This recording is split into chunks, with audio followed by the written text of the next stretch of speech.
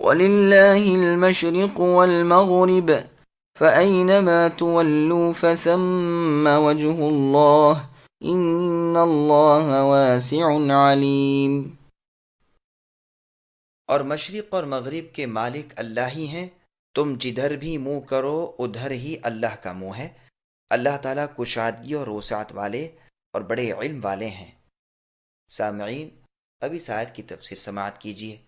کعبۃ اللہ کو قبلہ بنایا جانا۔ اس آیت میں نبی صلی اللہ علیہ وسلم اور آپ کے ان صحابہ کرام رضی اللہ عنہم کو تسلی دی جا رہی ہے جو مکے سے نکالے گئے اور اپنی مسجد سے روکے گئے تھے۔ رسول اللہ مکہ مکرمہ میں بیت المقدس کی طرف منہ کر کے نماز پڑھتے تھے تو کعبۃ اللہ بھی سامنے ہی ہوتا تھا۔ جب مدینہ تشریف لائے تو 16 یا 17 ماہ تک تو ادھر ہی منہ کر کے نماز پڑھتے رہے، مگر پھر اللہ تعالیٰ نے کعبۃ اللہ کی طرف متوجہ ہونے کا حکم دیا، جیسا کہ بخاری اور مسلم میں ہے۔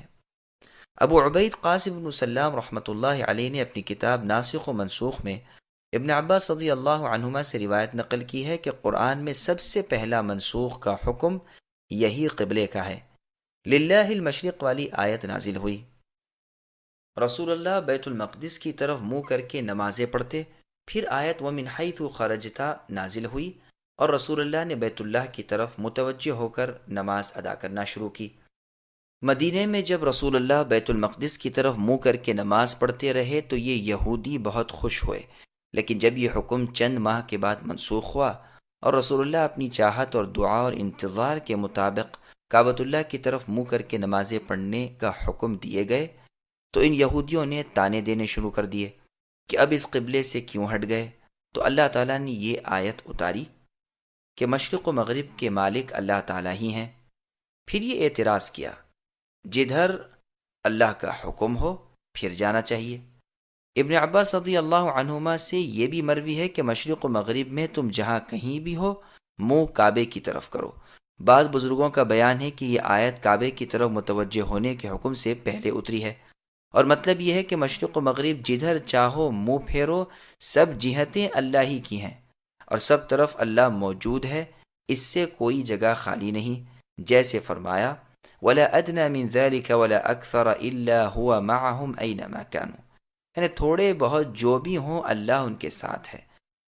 پھر یہ حکم منسوخ ہو کر کعبۃ اللہ کی طرف متوجہ ہونا فرض ہوا۔ اس قول میں جو یہ لفظ ہیں کہ اللہ سے کوئی جگہ خالی نہیں، اگر اس سے مراد اللہ تعالیٰ کا علم ہو تو صحیح ہے، کوئی اللہ کے علم سے خالی نہیں، اور اگر ذات باری ہو یعنی خود اللہ تعالیٰ مراد ہوں تو ٹھیک نہیں۔ اللہ تعالیٰ کی پاک ذات اس سے بہت بلند و بالا ہے کہ وہ اپنی مخلوق میں سے کسی چیز میں حاضر ہو۔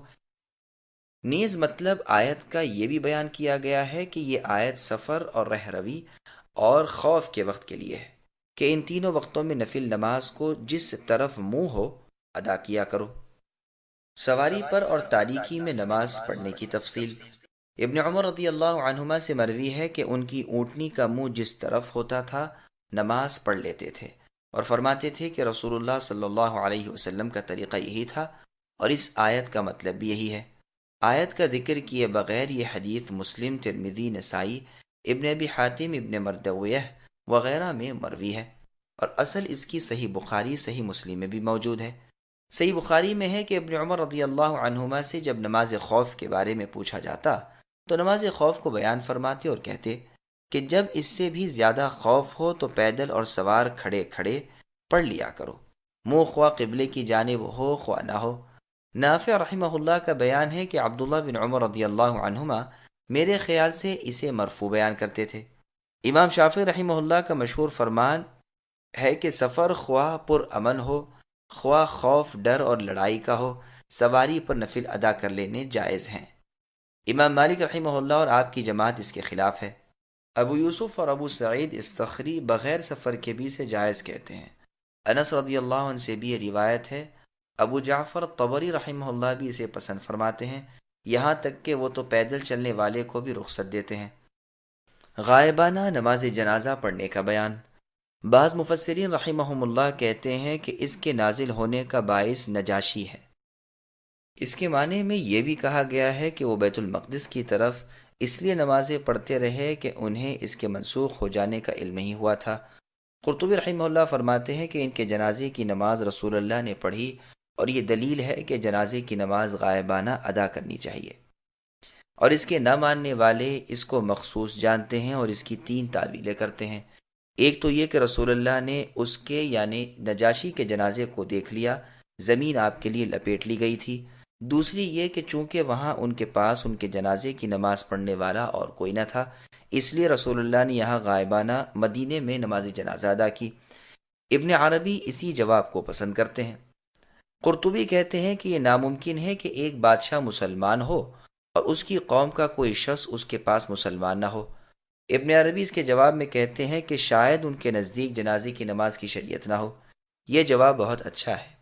تیسری یہ کہ آپ نے غائبانہ نماز جنازہ ادا کی تاکہ لوگوں کو رغبت ہو اور اس جیسے دوسرے بادشاہ دین اسلام کی طرف مائل ہوں۔ لیکن یہ تینوں تعویلیں ظاہر کے خلاف ہونے کے علاوہ صرف احتمالات کی بنا پر ہیں، اور انہیں مان لینے کے بعد بھی مسئلہ یہی ہے کہ جنازہ غائبانہ پڑھنا چاہیے، کیونکہ گوہ رسول اللہ صلی اللہ علیہ وسلم نے اس جنازے کا مشاہدہ کر لیا ہو، لیکن پھر بھی صحابہ رضی اللہ عنہم کی نماز تو غائبانہ ہی رہی۔ اگر ہم دوسرا جواب مان لیں تو بھی جنازہ تو غائبانہ ہی ہوا۔ جو لوگ سرے سے نماز جنازہ غائبانہ کے قائل ہی نہیں، وہ تو اس صورت میں بھی قائل ہیں، اور یہ بات تو دل کو لگتی ہی نہیں کہ ان کے نزدیک نماز جنازہ مشروع نہ ہو۔ شریعت بھی اسلام تھی نہ کہ اور۔ تیسرا جواب بھی کچھ ایسا ہی ہے، اور برتقدیر تسلیم اب بھی وہ وجہ باقی ہے کہ جنازہ غائبانہ ادا کریں تاکہ دوسرے لوگوں کی رغبت اسلام کا باعث ہو، واللہ اعلم۔ ابن مردویہ میں حدیث ہے کہ رسول اللہ فرماتے ہیں، اہل مدینہ، اہل شام، اہل عراق کا قبلہ مشرق و مغرب کے درمیان ہے۔ یہ روایت ترمذی میں بھی دوسرے الفاظ سے مروی ہے، اور اس کے ایک راوی ابو معشر کے حافظے پر بعض اہل علم نے کلام کیا، مگر امام ترمذی نے اسے ایک اور سند سے بھی نقل کیا ہے اور اسے حسن صحیح کہا ہے۔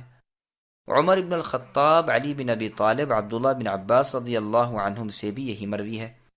عمر رضی اللہ عنہ فرماتے ہیں، جب تو مغرب کو اپنی دائیں جانب اور مشرق کو بائیں جانب کر لے تو تیرے سامنے کی جہت قبلہ ہو جائے گا۔ ابن عمر رضی اللہ عنہما سے بھی اوپر کی طرح حدیث مروی ہے کہ مشرق و مغرب کے درمیان قبلہ ہے، ملاحظہ ہو دارقطنی، بہقی وغیرہ۔ امام ابن جریر رحمہ اللہ فرماتے ہیں، یہ مطلب بھی اس آیت کا ہو سکتا ہے کہ تم مجھ سے دعائیں مانگنے میں اپنا منہ جس طرف بھی کرو، میرا منہ بھی اسی طرف پاؤ گے، اور میں تمہاری دعاؤں کو قبول فرماؤں گا۔ مجاہد رحمہ اللہ سے مروی ہے کہ جب یہ آیت ادعونی استجب لکم، یعنی مجھ سے دعا کرو میں قبول کروں گا، اتری تو لوگوں نے کہا کس طرف دعا کریں؟ اس کے جواب میں یہ آیت فَأَيْنَمَا تُوَلُّوا فَثَمَّ وَجْهُ اللَّهِ نازل ہوئی۔